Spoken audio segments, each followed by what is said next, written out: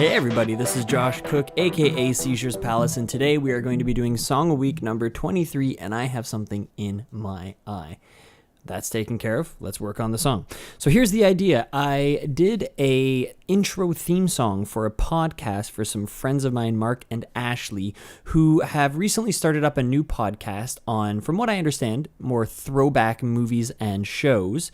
So they started with the Blair Witch Project, and they're going to be soon doing, I hope I'm not giving too much away here, but I'll give one away anyway, not too many, but Goosebumps is one of them and some other kind of scary stuff. And when I first heard about this podcast, I thought it was more throwback and sort of horror related, but they're going to be doing some other things. Again, I don't want to give too much away because I don't know what they want to leave as a surprise and that kind of stuff. So hopefully I haven't said too much. But anyway, the name of their podcast is I Watch, I Read on SoundCloud, and I will be giving you guys a link, and it'll be this way. So check out the link, and that'll take you to their podcast, and pretty soon you'll be hearing this song as the intro theme song for their podcast. So let's get into it. To start, I had to ask for some specific details to kind of start to pigeonhole what sort of general style they wanted. I shouldn't say pigeonhole, but just start to narrow down kind of what they were looking for. So he came to me saying that he wanted something electronic. One of the right people to come to, I gotta say. Electronic stuff is kind of my forte. But then with that said, there's a whole lot of flexibility and diversity within electronic music. Every week it seems that there's a new genre popping up. So I had to make sure that I was aware of what tempo he wanted, so how fast he wanted it, what kind of vibe he wanted. Is it scary? Is it happy? Is it sad? Is it energetic? Probably energetic because it's an intro for a podcast. So we narrowed that down, and then I came up with something, and it wasn't quite what they were looking for. Admittedly, I was kind of throwing darts in the dark and hoping to come up with something that they enjoyed. They were really cool about it. They gave me some extra feedback in terms of the direction they wanted to take things. The ambulance is excited.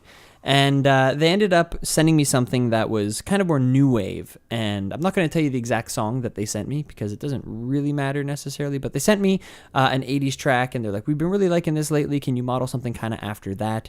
And I had some 80s synths and samplers and samples and that kind of stuff all ready to go. So that was no problem. It was just about coming up with the right idea. So I did model this song after the song that they had sent me. But that one had really fancy guitar and vocals and all this other stuff that I wasn't about to necessarily put into the song based on, I didn't think that me singing or anyone singing over a podcast intro would be beneficial to, what's the word I'm looking for? It's just supposed to be kind of neutral and energetic. If you start singing, then you're putting another voice at the very beginning of the podcast for the intro, and then they come in and they're going to be speaking a lot. It's a podcast. That's the point. So I wanted to kind of have a break from the voice off the start. But I did take the guitar playing from their example and decided to kind of roll with that. It was funny to me because I play guitar so poorly that what I had to do was play each chord probably about 6 to 10 times until I was able to get it so it wasn't ringing. And my guitar isn't the best guitar, so it does have some rings, but I got it from a buddy of mine. I'm super thankful for that. So working with what I got here. So I'd play the 3 chords that I knew I wanted as part of the harmonic progression separately, many times until I got one that I liked, and then I chopped it up. So anyway, here is the guitar by itself.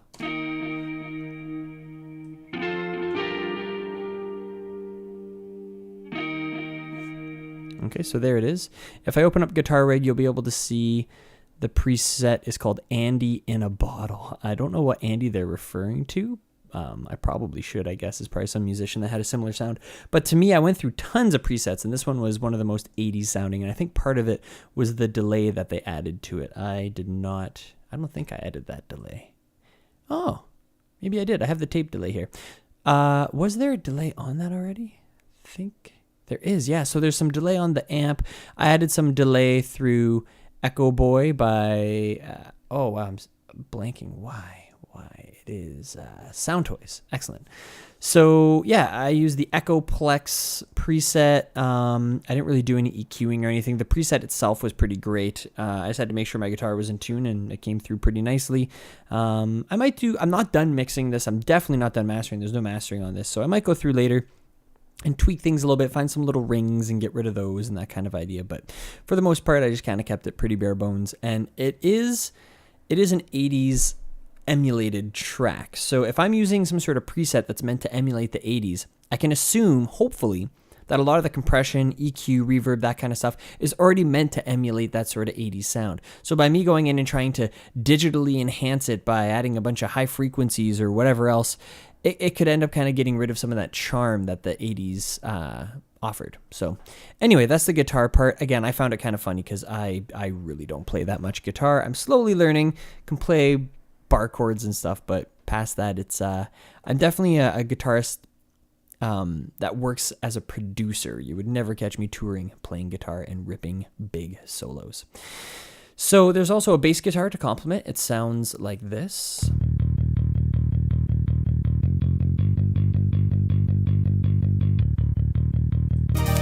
Kept it nice and simple. So that is Scarby preamped something bass, but it's a Scarby bass in Contact.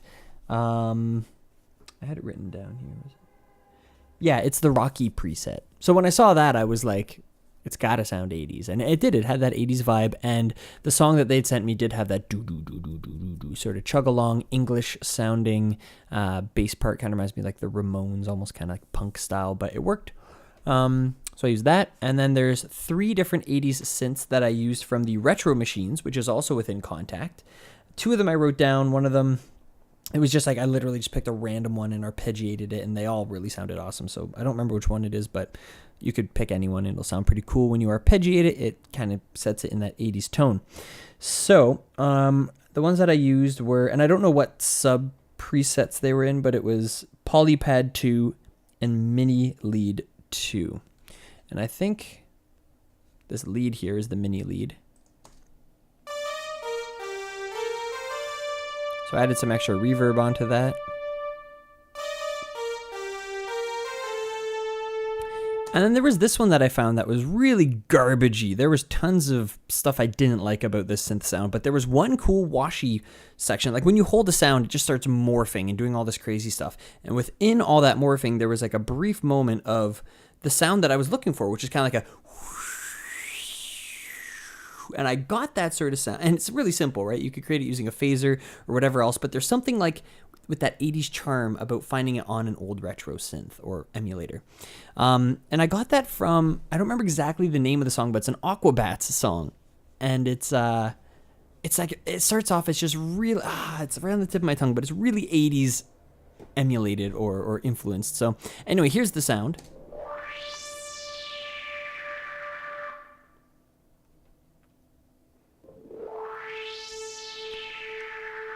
So just emphasizing the last notes in the phrase, and they came together like this.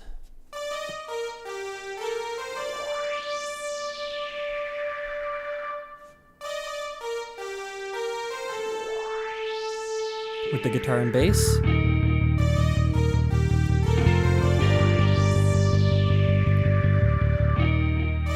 Okay, and then there's more too. There's an arpeggiated synth that I was telling you about. It sounds like this.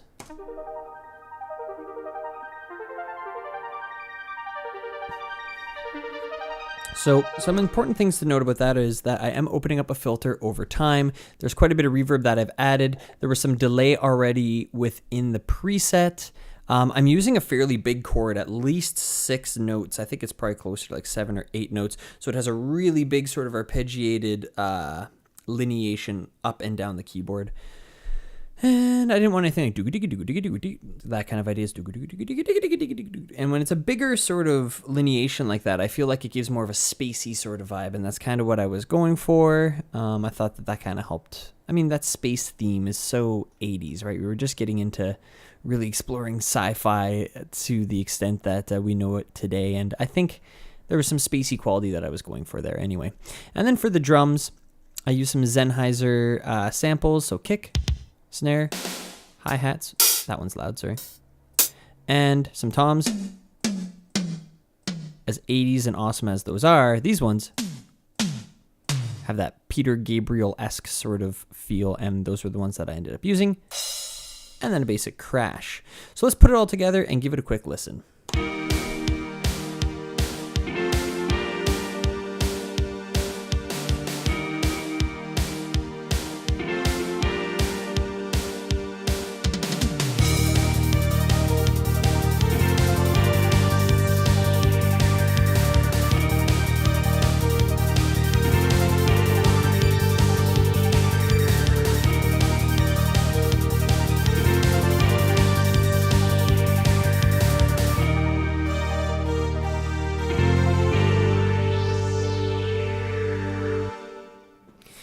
And I chose to end that melody on a kind of tense note on the major seventh. It just sounded so like those 80s instructional videos that we used to have to watch in high school. For whatever reason, they kept them around till like 2000 kind of thing. And yeah, there was, I don't know. That's kind of all I have to say about that. There was something about the major seventh that just kind of sounded extra 80s, and it had that tension that I was looking for there too. So we had the arpeggiated synth, not too much going on, just a bit of filtering. This one had nothing. This one had nothing. The guitar, there was, I took out some frequencies around 500, in fact, 510 hertz. Generally with guitars, look around that area to do a narrow peak down, or attenuation, I should say, because there's oftentimes some weird frequencies that are kind of muddy, boxy, and or ringy around that area. I also took out a little bit around 1.2. I'm not sure that was because the guitar didn't sound great there, but it was probably just to fit in the melody a little bit more. And then this one is actually the one I started with. I should let you guys know this is the whole starting point.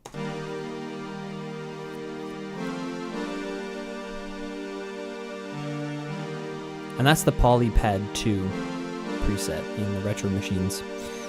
And that kind of helped me get the chord progression going that I wanted. I normally start with chords for whatever reason. That's just kind of where I gravitate to. Chords or drums, I should say. And yeah, that kind of set things up a little bit. So that was where everything started. The bass guitar, I was happy with how that turned out. I already showed you guys that. And then from there, I'm just going to put in a little bit of extra time mixing and mastering, and then it's done. That's everything I have to say for today. It's a really quick song week because it's a really quick song. So there it is. I don't have a name for it. I could come up with one right now. Let's call it Strangest Things. I don't know. Something 80s influenced. I'll call it that. Strangest Things. Why not? Okay, so anyway, shout out to Mark and Ashley for putting together their podcast, I Watch, I Read. Again, there will be, and that's on SoundCloud, there is a link that you guys can check out in the description. And I've also at some point throughout this video given you guys an active link that you can check out. So feel free to go back to that towards the beginning of the video. Thank you, Mark and Ashley, for having me on this project. I'm glad that you guys enjoyed the final outcome, and it's only going to get better. We're into the mixing and mastering from this point. So I wanted to keep this week's Song Week much shorter. Otherwise, I would mix and master while you guys are watching right now. But I want to just kind of give the idea of why I made some of the decisions that I did and kind of approach it more compositionally rather than as a mixing engineer or sound designer. And that kind of helps balance out the fact that last week I had like an hour and a half long video for you guys. I'm sure only a few people ended up watching it, and maybe some people watched it all the way through. But anyway, this one's much more bite-sized, under 15 minutes, which is great. So once again, thanks to them. Thank you guys for watching. Don't forget to like, comment, subscribe. One last time, my name is Josh Cook, aka Seizures Palace, and I will see you next week.